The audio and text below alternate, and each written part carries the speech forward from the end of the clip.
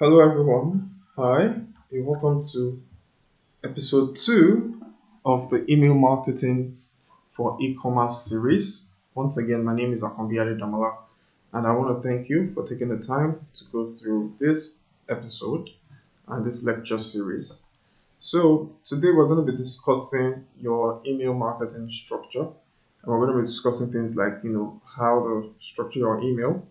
So, we're not going to go deeply into some of these concepts like email design, email copy, things like that. But we're just going to give like a brief introduction of some of these concepts, right? So we're going to talk about the from name, that's the sender's name, the email, the subject line, the pre-header, the email design, the email copy, when to send your emails, and things of that nature, right? So we're going to go deeply into this lecture. So grab your coffee and let's go into it. So now we're going to go to Klaviyo, and we're going to be opening an account with Klaviyo, and yeah, so you can just go over. So I'm just going to go to my browser right now, and so that's klaviyo.com.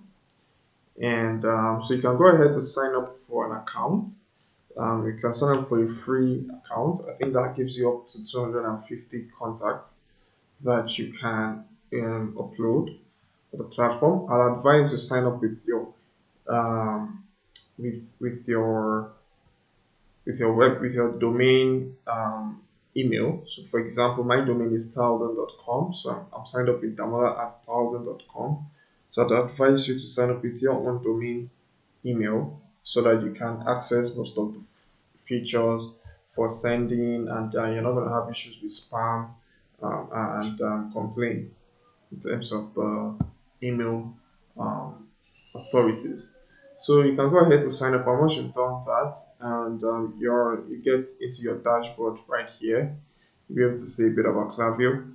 And so what I want to do is just walk you through like a simple email campaign. So I'm just going to open this up. So that's klaviyo.com.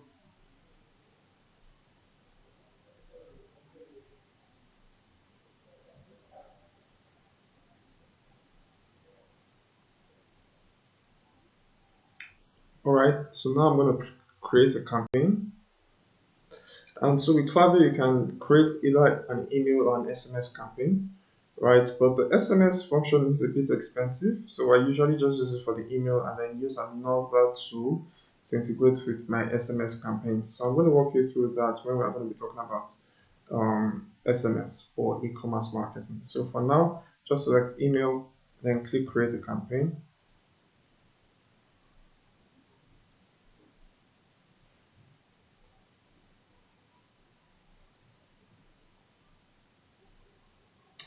Okay, so now once it's fully loaded, you can just name your campaign. So don't worry, your intending target market is not going to see this name. This is just for internal purposes so that you can have an idea of the um, name of your email, right? So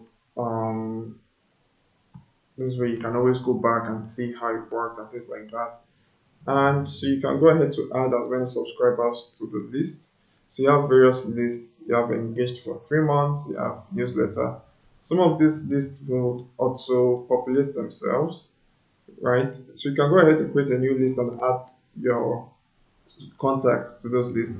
So I will just select newsletter,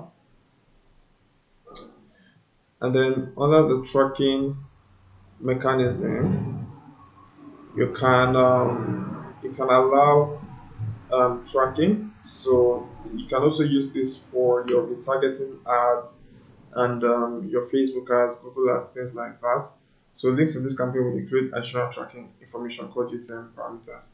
It allows it to be used for Google Analytics. So yes, it's really essential if you want to track your links. So I just usually click it, and yeah. So you can use you can do some custom tracking where you start adding some parameters, UTM parameters to the emails and things like that, right? And then you could now, add this to your Google Analytics. But Most of the times I just allow Klaviyo to track it themselves, and then I just continue the content.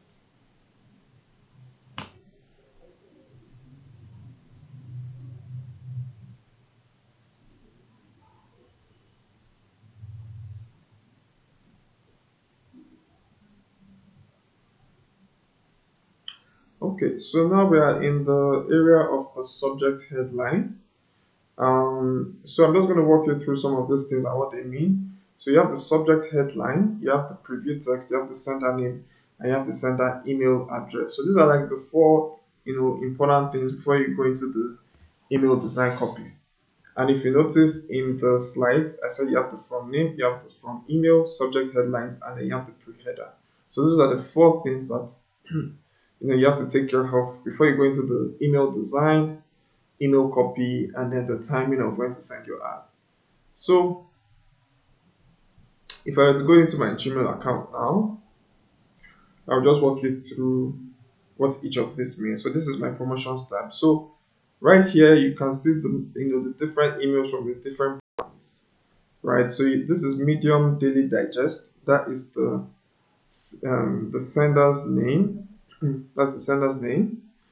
This is the subject headline. This one that's bold. 3 unsexy daily habits. This is the pre-header text, right? And then once you click into the email, you'll see no reply at medium.com, right? And this is the from email. Now, I typically advise people not to use no reply because at the end of the day, especially if you're an e-commerce brand, you want people to reply to your brand. So you can use something like hello at your websites.com, or yeah, you could just use inquiries at your website.com. So you want to use something that is of course is very relatable and not noreply.com. So those are the four things. So again, I'll walk you through them again. So you have the company, the sender's name as Medium Daily Digest. You have the subject headline. You have the no reply at medium.com, which is the front name. And the last thing that you have is the pre-header text, which of course that shows up here. That shows up here. So this is the pre-header text. Okay, so I'm going to go ahead to fill in those four things here. So for the subject headline, so now I want to do a campaign, like how to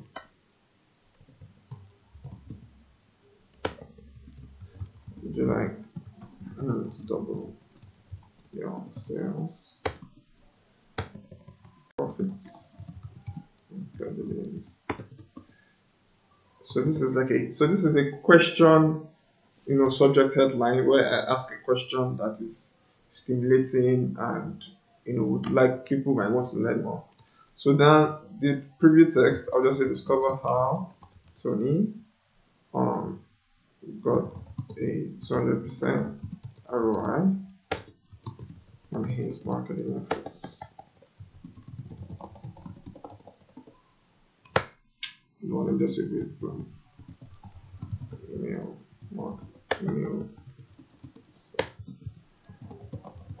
Okay, so it's like a testimonial, this thing like, okay, would you like to double your profits?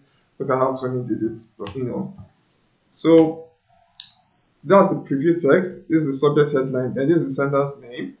So some people use, their personal name, like, okay, Damola, sender's name. I prefer not to use that because, I want people to know that it's coming from my brand. And except your brand is your personal name, it's better like Oprah Winfrey or something like that. It's better you just use the name of your brand. And then, of course, your sender's email. So once you're done, you can try this out if you want to. I'll just dismiss. Then you can click on the drag and drop feature.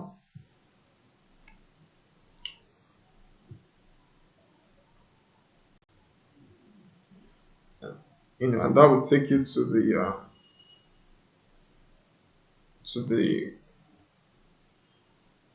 where you can select a template.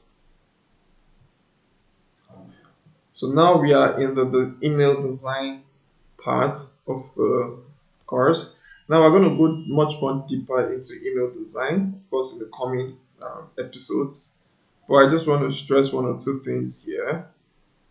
So when it comes to your email design, selecting your email template, of course you want something that flows with your brand colors and flows with your brand and things like that. But I would say you want something that is in the middle. You don't want something with too many images and you don't want something with too much text. So you want to keep it simple, plain. I like this. I probably will make it simpler. So I'm just going to go with this. And then another thing that I would say is that you can also use an email template that looks like a website that has like menus, things like this. That you have a menu bar. I think Medium does that. Sorry, I think Medium does that. Okay, they don't.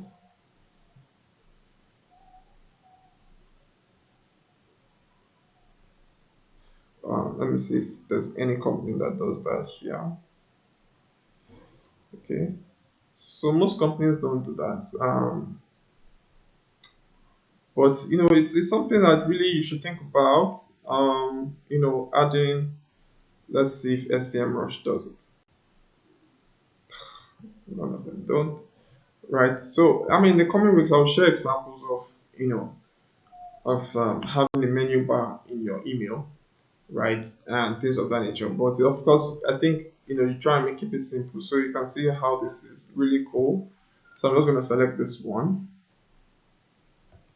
This is for a shoe brand.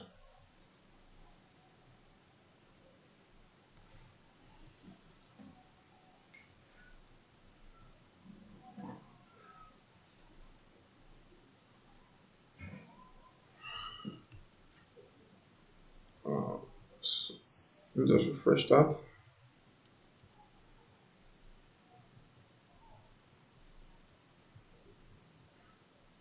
All right, so that brings you into the place where you can begin to edit your email and things like that. So in the coming episodes, we're going to go much deeper into some of these things, right? Important things you can put. So this is like a GIF image that's of the product, and then we'll talk about how to structure your copy and put an offer, and of course whether you should use social media image and links. I prefer, not to put too much social media links or to reduce it because the goal is for people to buy. So I really like to put a bold offer and some ideas, recommendations of products, and maybe a testimonial and things like that. So we're going to go into some of the things you can do with your email design, right, in the coming weeks. So let's go back into the slide.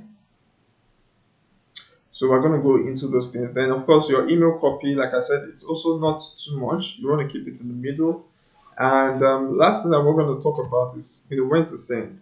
When should I send your email? So it really depends. I mean, you can send in the morning. You can send in the evening. But it just depends. You have to test the time that people would respond to your email, and it depends on your brand. I prefer to send my emails early in the morning from 6 o'clock, 7. So that's the first thing that people see when they wake up. And but you could also test different time zones, different timelines, and things like that to see which one works best for your brand. So now I want to talk a bit about the subject headline. And it's really important because people need to be able to read your email. I mean, they need to be able to click on it and access it and go through it. And if you see right here on my own email right now, sorry, there's a lot of emails that are in my inbox, and it's a lot of distractions, right? So I mean, you want something that stands out. So for example, if I see something like, would you like to double your sales in 3, I mean, it's something I would like to click on and learn from. So you want something that stands out in terms of your headline.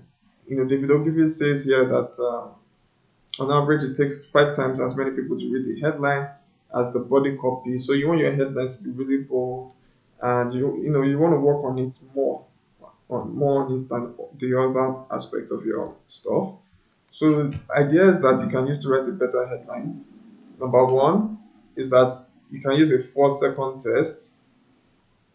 You can use a 4 second test, so that's basically that. I mean, if somebody sees your subject headline, within 4 seconds, will they click on it? So, I mean, I'm just looking at this. If this doesn't attract me, I'm not going to click on it. So, and then you can avoid using promotional words. So, things like free, things like, you know, some promotional words that, immediately they see it, even Google sometimes takes it all the way to spam just because you use certain words. So you want to avoid, those words that trigger, spamming behaviors. So things like free, things like percent off, things like reminder, things like help. You want to avoid things like that. Another thing is you can ask. I love asking questions. So things like, okay, would you like to double your sales in in 30 days? Things like that really they really work. Then you need to, if you can make bold statements, things like, okay, we're able to transform this business in three these things, or we'll be able to transform your sales in so time. Right. So another thing is short is better. You don't want to make your subject headline too long. You want to make it as short as possible. Also, very important, don't mislead or trick your subscriber. I see people saying things like, you know, that we're able to do this, or that if you click on this ad, we're going to do this, or we're going to do that. They click on it and they make a promise on the headline, and then when people click on it and they just that, oh, you just wanted them to click on the headline. It was a clickbait. No, you don't do that. You're just gonna annoy your subscribers and things of that nature. So you don't want to mislead or trick your subscriber. You want to be honest. If you're making a bold statement, you want to fulfill that promise in your email, right? So, and then you can use urgency, but not so much. So you can, talk about if you're running a promotion, if you're doing a discount, things like that, and it's time sensitive. You can put it in your email, but don't use it all the time. Don't Not every time that you use it, so it works. Urgency works, as a very effective strategy, but don't overdo it. Then lastly, of course, test different subject headlines to see which one works best for you. So that's all, right, for this particular episode. And like I said again, email marketing is about building relationships and things of that nature. So you want to be certain that everything you're doing, whether you're creating a subject headline, you're creating your email design, you're creating your email copy, it's all about building relationships with your brand. So I hope you found value in this episode too. And in episode 3, let me just see what we're going to be talking about in episode 3. So in episode 3, we're going to be going deeper into Klaviyo, and we're going to be talking about pop-ups, and we're going to be designing a pop-up for a brand, and we're going to be integrating that pop-up on the website. So it's going to be really powerful. Tune in for part 3 of this episode tomorrow, and I can't wait to see you. Take care and bye bye.